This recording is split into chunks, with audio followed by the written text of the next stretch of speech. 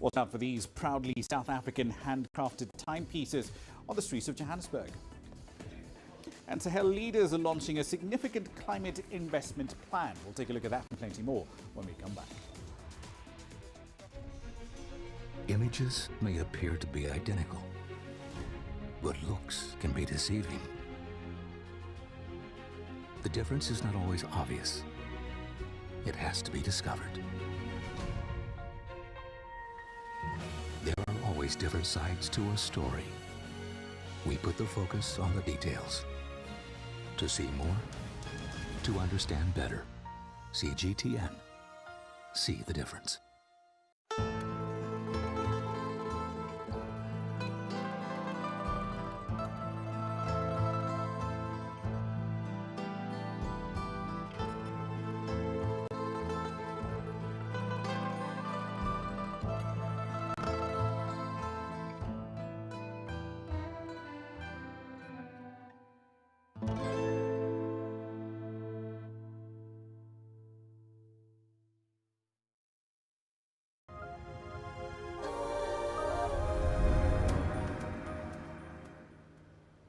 Welcome back. In South Africa, 3 Joburg-based entrepreneurs have joined forces in a collective called Homegrown Shandis. Together, they're producing unique, locally handcrafted pieces.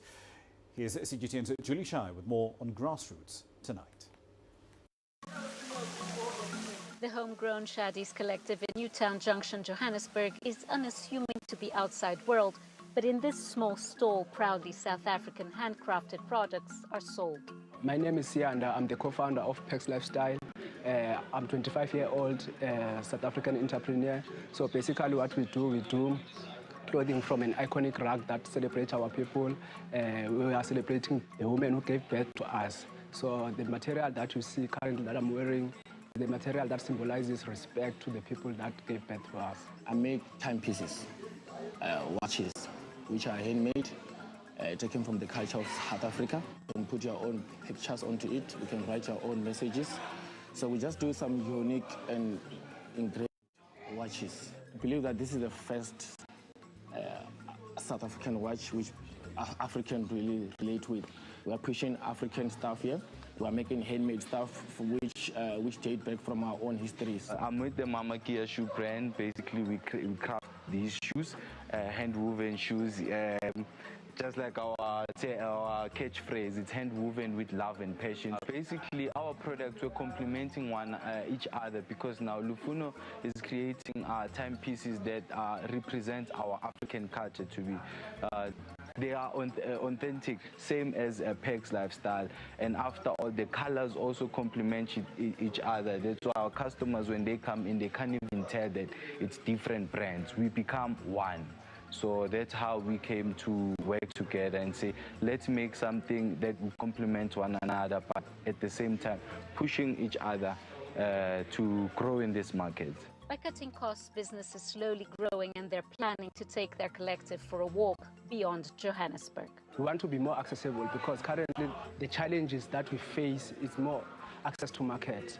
And hence we joined forces with like, okay, we can drop the rent money and the money that I was going to use alone through rent here, we can open another store, maybe in Cape Town or in Durban, just to create those access points for our people. And I've realized that we is better than I, you know. But now we start to come as collective when they are in collective. So where we are in collective, we are able to raise more money to target more challenges that we have. They're young, smart, creative, and together they're restoring faith in proudly South African handcrafted products.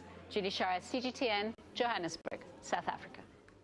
On to Niger now, where heads of state from the Sahel region have met in the capital Niamey to validate a climate investment plan that will cover the strip from the Atlantic Ocean all the way down to the Horn of Africa. Here's CGTN's Terry Wangari with the details. The climate investment plan for the Sahel region should be implemented over a period of 10 years. This is the official decision of the heads of state and government of the Sahelian Strip. The leaders are from Niger, Chad, Burkina Faso, Mali, Guinea, and a dozen other countries.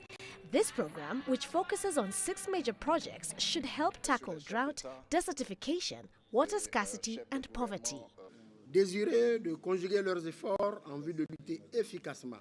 Eager to combine their efforts to efficiently combat climate change and its adverse effects on African populations in general, and the Sahel region in particular, the heads of state and government noted the ambitious nature of the Climate Pact. Given its overall estimated cost of $392,709 billion, they expressed a strong commitment to working together for its successful implementation. The Sahel region is a 10 million meter squared area extending from the Atlantic Ocean to the Horn of Africa, and it is this area that is subject to the very high climate variability. We all remember the severe droughts that occurred in this region in the early 1970s and 1980s. We also know that the decline of Lake Chad, whose current area is only 10% of that of the 1960s, is an anthropogenic factor that also has a serious impact on the river network. Pending funding for the Climate Investment Plan, Sahel countries